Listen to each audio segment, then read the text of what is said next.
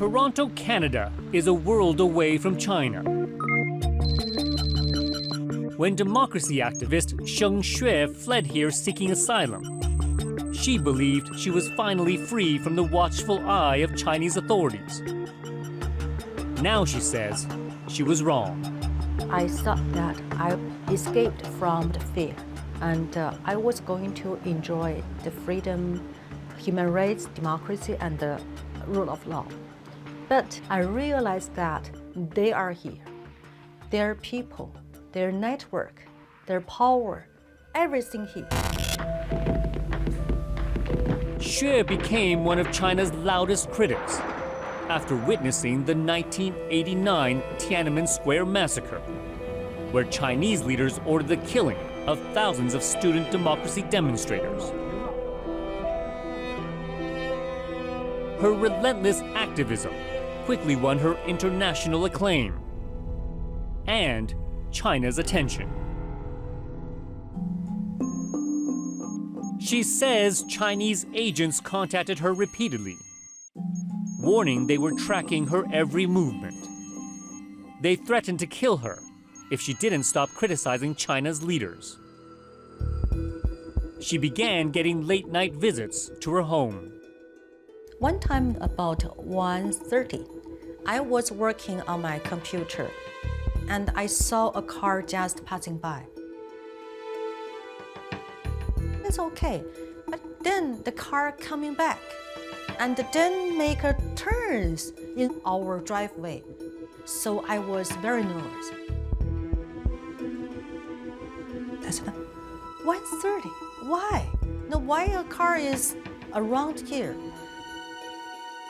Then some days after, again about 2 o'clock, a car goes by our driveway and even stopped at our front. And then I said to my husband, I'm scared.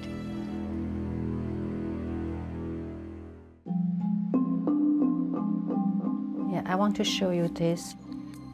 The intimidation also went online. Xue was targeted by a vicious smear campaign. This is a Photoshop. Her face has been pasted onto hundreds of lurid photos and then posted to escort sites, along with her phone number and address. They said that I was working for nightclub and I was offering sex service. I receive hundreds of phone calls per day. There are also tens of thousands of online postings accusing her of fraud and questioning her integrity.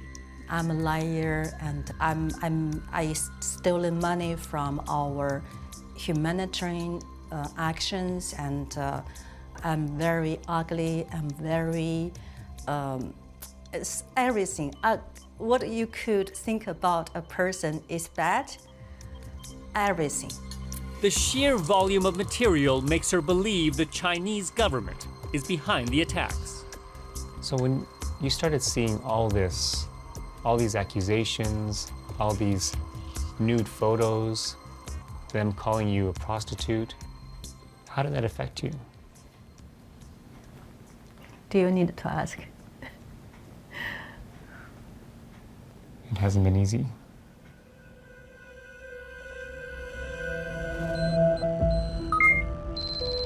Hi, Mr. Chen. I'm meeting an insider who knows how China's system of control works.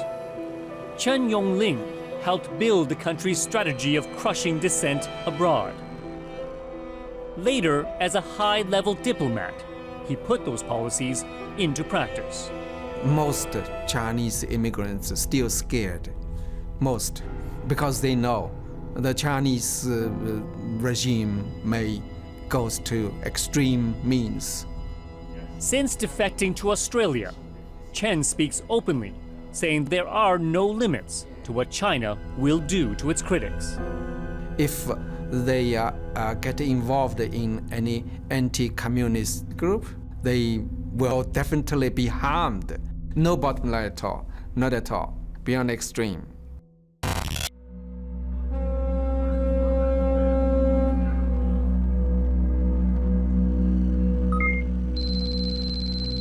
There are many who say nowhere is safe, even in the land of freedom and liberty.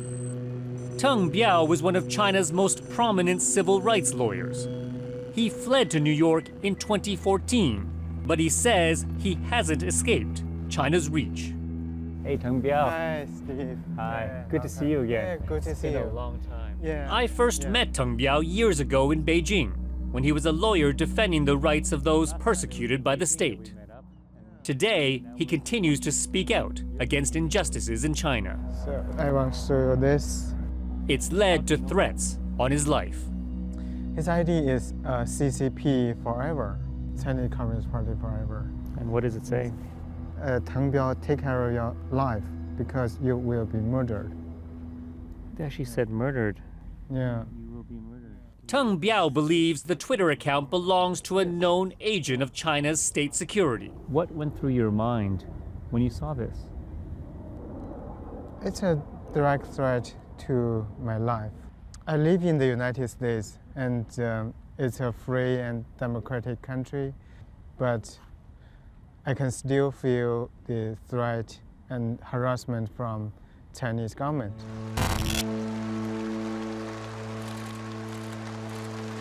Since Chinese leader Xi Jinping assumed power in 2012, Teng Biao says he's witnessed an increasing crackdown on dissent. Before he fled, he was seized by authorities and tortured 3 times. I was kidnapped by Chinese secret police. I didn't know where I was detained. And then I was physically tortured. They beat me. The hardest part of the disappearance is not the physical torture, but the uncertainty. So I didn't know, I had no idea how they would treat me the next hour, next day. I didn't know what they would do. After Teng Biao left China, authorities turned their attention to his family, refusing to let them leave the country. Fearing they too would be jailed or even tortured, he devised a dangerous plan to get them out. We decided to smuggle them out. So my wife and my daughter escaped China to Burma and Thailand, and then Laos, and then Thailand again. So it's really risky. Teng Biao's experience is not unique. He's documented more than 100 cases he says proves China is spreading its system of control and intimidation globally. He compares China's actions to Nazi Germany.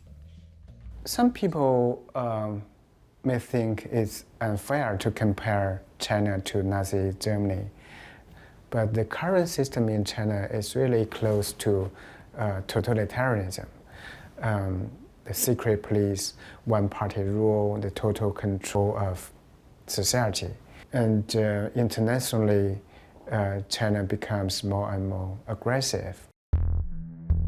And now he says China is trying to exert that control on top American institutions. When I was a visiting scholar at Harvard Law School, I was invited by American Bar Association to write a book to discuss China's legal system, political system, and society through my own experience. But a month later, Teng Biao says the Bar Association abruptly scrapped the deal. Publicly, the ABA says it didn't think the book would sell.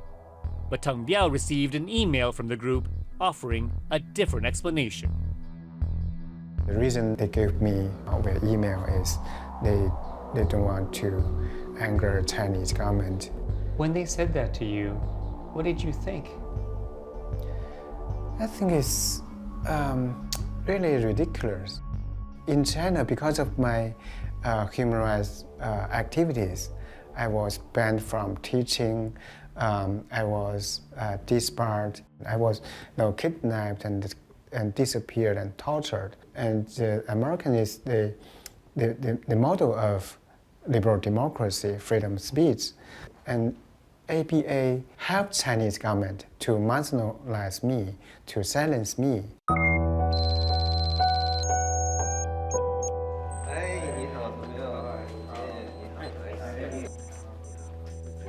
你好。 Today, Tang Biao is meeting with other exiled activists to hear their stories. But only a few show up.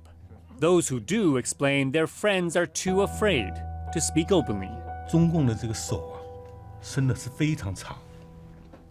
海外民运的人数，参加坚持下来的人数持续减少，这个和中共的打压有关吗？有关。 Everyone here has had family jailed or threatened in China.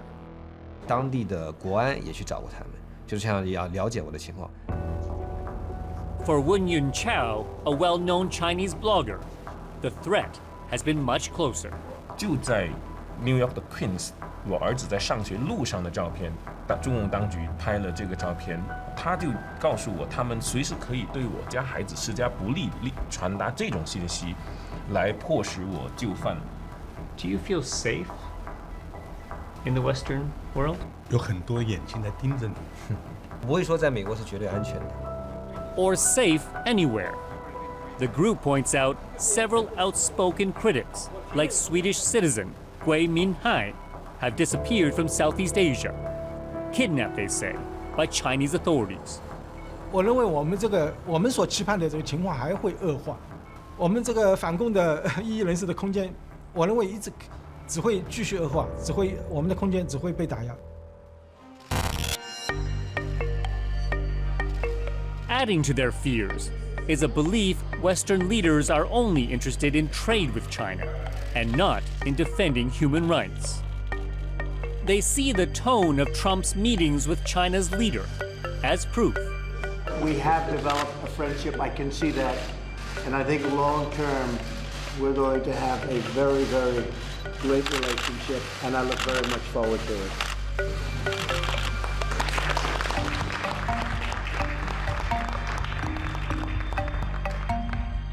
川普对中共的一个施压是贸易上的，我不得不怀疑他这种对人权的姿态会不会只是为了谋取更大的经济利益上面的对方的一个妥协。 But recently in Washington, congressional hearings reveal rising concerns over China.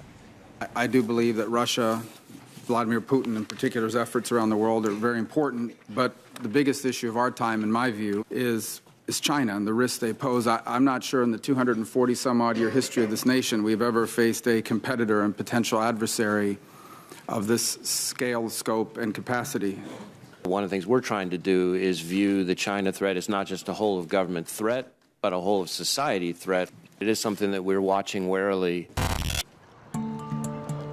One of the most pressing threats, says the FBI, is on American campuses. At the University of Massachusetts in Boston, we're invited to a Chinese New Year's celebration put on by the Confucius Institute. China spends an estimated $10 billion a year running 500 of these centers in universities globally, staffing them with Chinese government-approved teachers. The institutes teach students Chinese culture and language. But Chinese government defector Chen Yonglin says they are tools for propaganda and censorship.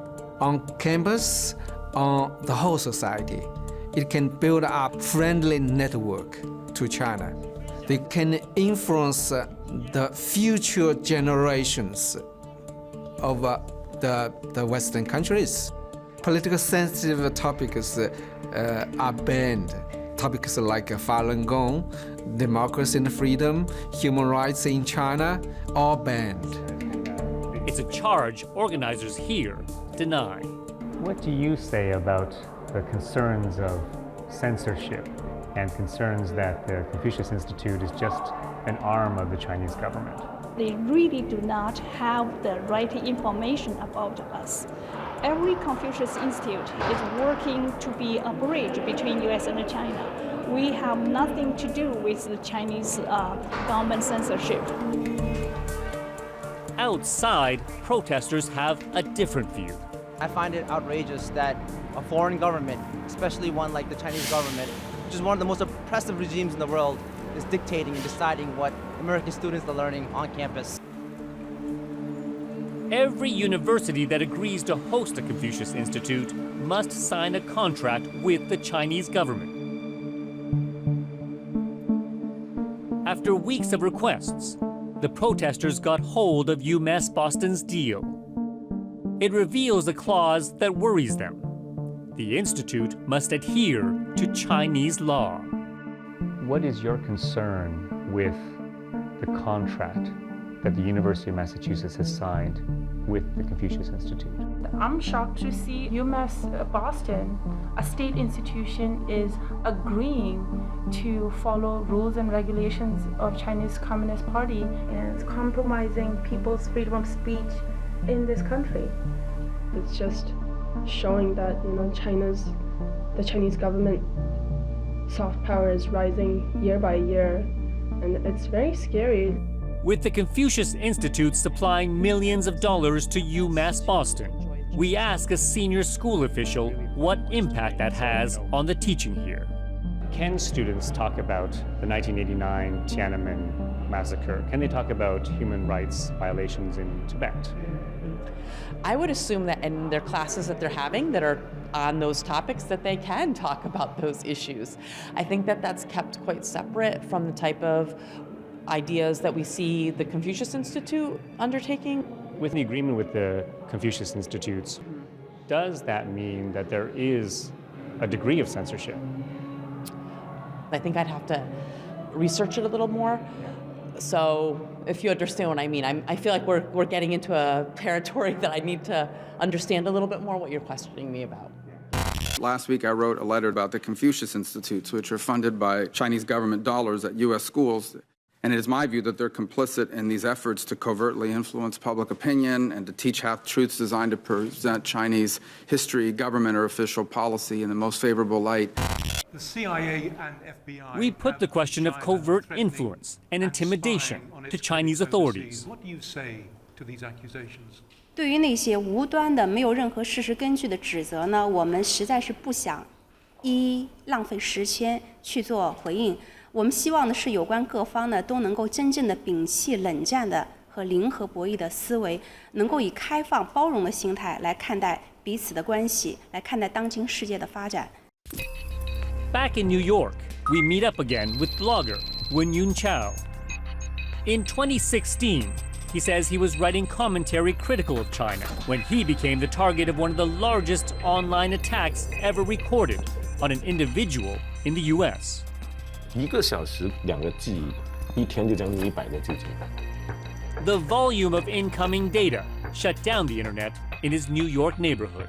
他们的攻击把整个 Oakland Garden， 就是前后将近10条街，这边过去将近10条街，这个网络全部攻击垮掉了。是吗？那么大的地方。你可以想象一下他们的攻击强度有多大。 It was so big, the FBI's cyber unit took notice. 甚至对我家庭网络的攻击都引起了美国政府方面的注意，并且他们也主动来跟我询问发生了什么事情。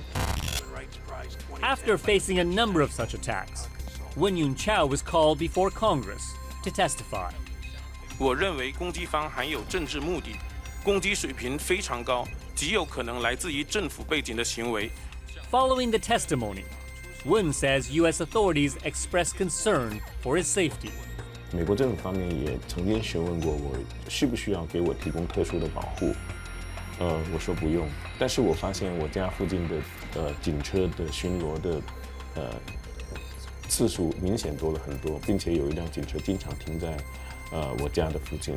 When the cyber attacks didn't stop Wen-Yun Chao's writing, he says Chinese authorities grabbed his parents and younger brother. 生气说不上，是一种很无奈的感觉。我没想到他们用那么糟糕的手段来对付我。这个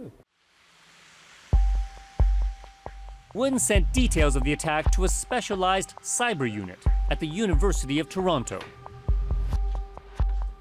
The Citizen Lab is a group of anti-hackers who expose state-sanctioned cyber espionage. So here we are based in Canada, but we've done reports on just about every region of the world, including a lot on China. Ron Diebert leads the group.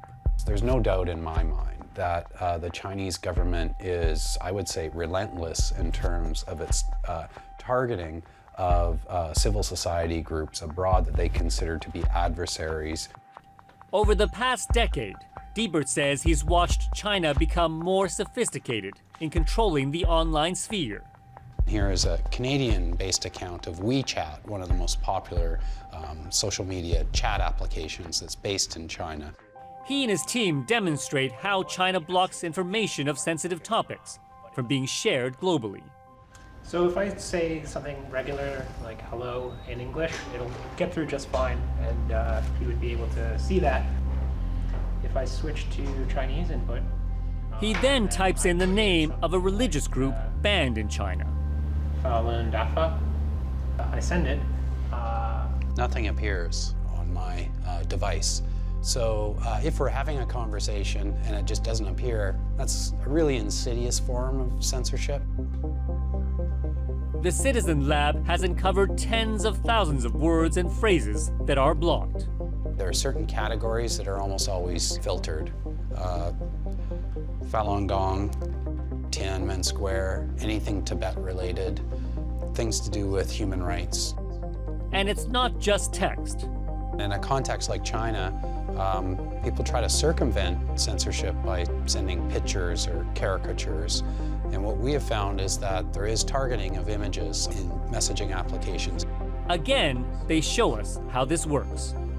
I select a controversial photo, such as this one of Xi Jinping. Now the photo will show up, but maybe about 10 or so seconds, the photo will get deleted. It's gone. Researchers here have never seen this type of censorship software in action before. Diebert says it's stopping the free flow of opinion online. I'm pretty pessimistic about the landscape overall and the trend lines. If you look at some of the core elements of liberal democracy and how they're being subtly eroded, and how alternative models that are non-democratic are actually flourishing in the current communications environment, it really gives me pause. It makes me greatly concerned. The Cold War has never stopped. With his insider's knowledge, Chen says China sees itself at war with the West, a war of ideology that it believes it can win. The Chinese care more about if China is superpower, is control. That's what China care. China care about its position, its power.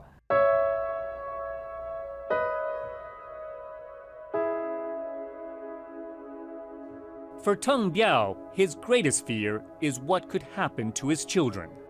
It's possible the Chinese government, Chinese secret police will harass, intimidate my children and even attack them.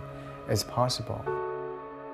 But I think it's of no use to live in fear. So I'll try my best to protect them. Teng Biao says rather than bow to China, the West needs to stand up for freedom and human rights. But until they do, he says brave individuals will continue the fight, no matter the sacrifice. There are always activists and heroes willing to sacrifice themselves to speak out, to fight against these atrocities and the dictatorship. So for a long run, democracy and human dignity will prevail.